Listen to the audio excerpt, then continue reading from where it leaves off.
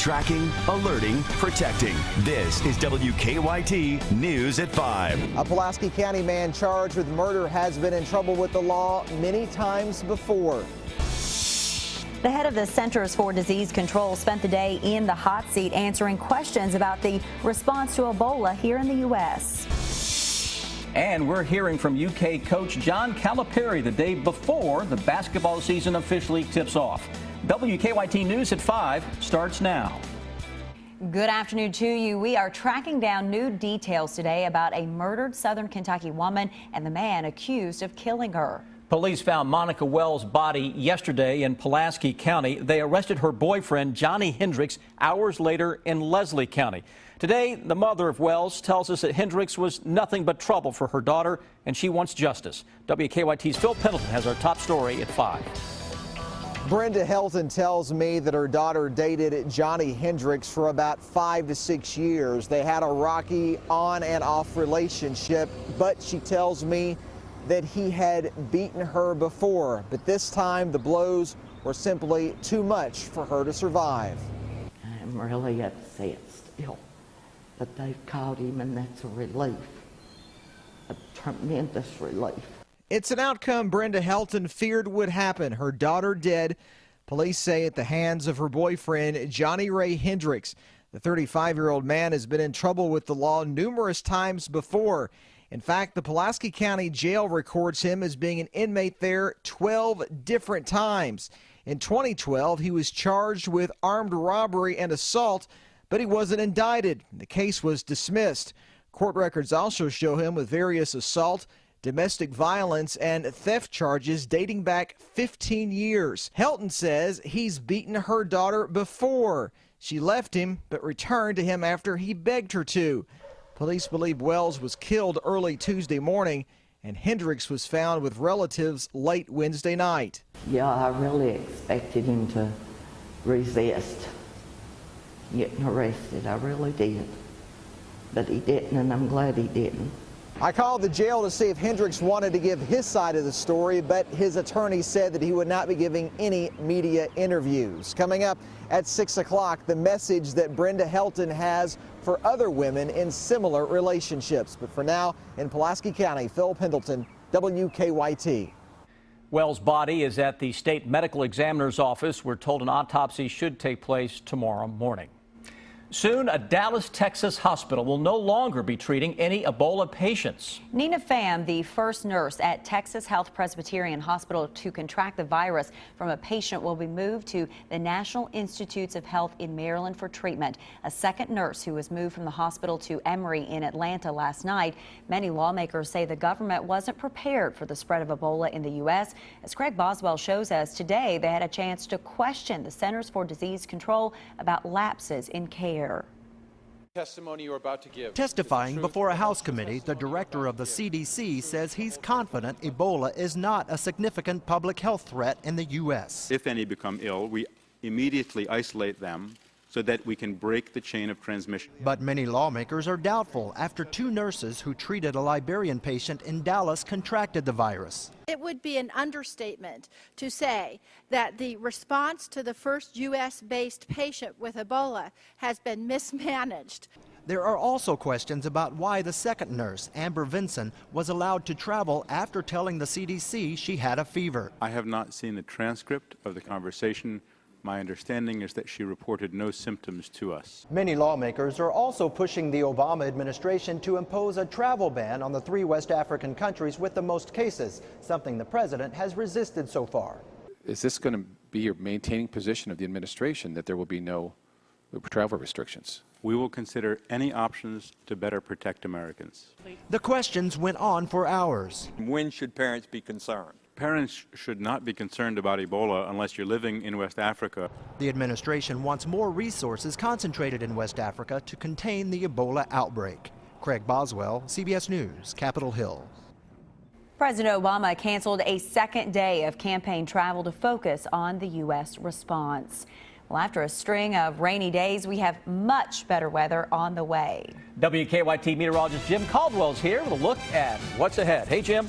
I'll tell you what, guys, it has been a very cloudy day out there, and showers have been rolling through the area through the day as well, and still holding on out in eastern Kentucky. And you can see that to living proof with one of the live sky cams we have access to down in Jackson especially. Check it out there. You see all that moisture still hanging around, a shower passing by very close to this area, and there you see all the moisture. Kind of an ugly start or an ugly finish to the day, and it was an ugly start out there as well. Seeing very similar conditions this morning. Temperatures running in the mid and upper 50s for all 4 locations we've selected here, and you see all the cloud cover hanging out in each spot.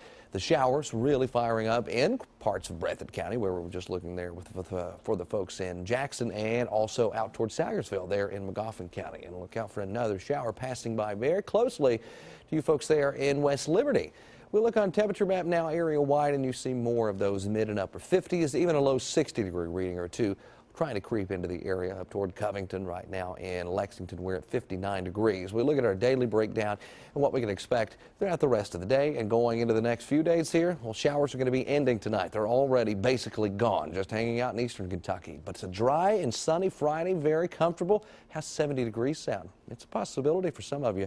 But then we shift gears and go back to talking about frost early on Sunday morning. It's a back and forth forecast, at least for a couple of days. I'll have the latest coming up in just a few minutes. A scam alert for storm victims in Scott County. Leaders want you to be on the lookout for home repair rip-offs. Strong winds and hail damaged dozens of homes in Scott County during the storms last week. An EF1 tornado actually touched down near Stamping Ground. The Better Business Bureau is now providing pamphlets for storm victims to help with repairs. This helps narrow down your choices of people you can trust to use if you do need repairs. All the folks coming from out of town, some of them may be perfectly legitimate, but we want you to check them out. But why not keep it local and ethical? We have lots of roofing companies, siding companies, gutter companies that have committed to our standards. So there you go. You can pick up that pamphlet at the courthouse, sheriff's office, police department, or Lowe's. Well, it is a battle that has been going on for years. Now, the city of Georgetown is set to demolish what neighbors call an eyesore. The home's owner, Stephen Price, lost his final chance to appeal the decision. As WKYT's Victor Puente shows us, the city has already started moving forward with getting rid of that house. One of the pieces of property that Stephen Price owns here on Rucker Avenue is set to be demolished. The cleanup around the home is already underway. Price says the property was condemned in 2004. Since then, he's been in a legal battle with the city of Georgetown, not only to keep them from demolishing the home, but also to keep his property in what he calls a more horticultural lifestyle. Price says the growth on his property is used for building and farming. He takes issue with his neighbors who use lawnmowers and gasoline-powered equipment to manage their property, doing all of his work by hand. The city's already begun the process of clearing the vegetation from the second of 2 homes Price owns on Rucker Avenue. He had a hearing scheduled for Wednesday, but before it could happen, police say he got into an altercation with a lawyer near the courthouse. Price was arrested and charged with harassment and disorderly conduct. His motion was denied by the judge, and the city expects to begin demolition any day. I mean, if he was in the county or a place where he had some acreage and some land, it would be perfect for him. But where he's in the city and he's in a residential area like that, it just can't be allowed to do that. The town is moving me around as a pawn in order to capture the votes of the neighbors. Police tell me the home has to be inspected for any hazardous materials such as asbestos before the demolition can begin. In Georgetown, Victor Puente, WKYT. Price's attorney, Rhonda Cooper, also missed the hearing. She was arrested Wednesday morning on 6 counts of identity theft. Police say she was in possession of credit cards in someone else's name. Family and friends say goodbye to a murdered man. Our county-by-county coverage begins in Rowan County, where funeral services for Lloyd Souders were held this afternoon. Police say a friend found Souders dead in the driveway of his home a week ago. State police tell us at this point they do not have a motive for the murder or any suspects. A group of Kentucky Supreme Court justices is taking a closer look at a Kenton County murder case. Gregory Wilson is on death row for the kidnapping and killing of Deborah Pooley back in the mid-'80s. Today, the justices questioned his attorney about whether DNA testing would have had an effect on the conviction. There's evidence from Pooley's car that's never been tested. Right now, Kentucky is under a judge's order halting all executions in the state. Well, the basketball season officially tips off tomorrow, but before it begins, we are hearing from UK coach John Calipari and his new team. It was all part of UK Media Day. WKYT's Rob Bromley's here now with our Big Blue coverage. Hi, Rob. Hello. Big Blue Madness is tomorrow night, and John Calipari introducing his team at Media Day this afternoon. Cal has had some great teams in the past. This one could be his best ever. Media Day for the Wildcats on the same day the preseason coaches poll is released. The Cats are ranked #1, Arizona second with Duke third, followed by Wisconsin and then Kansas. Cal said he hasn't given the polls much thought. Not really. I mean, we may have been ranked #1 when we lost in the first round of the NIT. And we may not have been ranked #1 when we won the national title. I can't remember.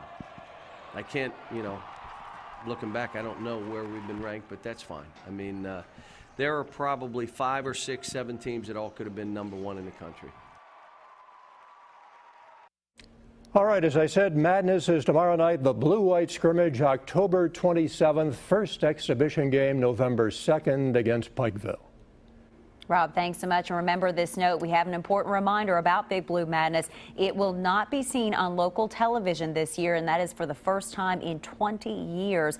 If you want to watch Madness in its entirety, you'll have to watch it online on ESPN3. Clips and highlights will be shown on ESPNU and the SEC Network Friday night. The SEC Network will also air a 1-hour recap show at 11 Friday night.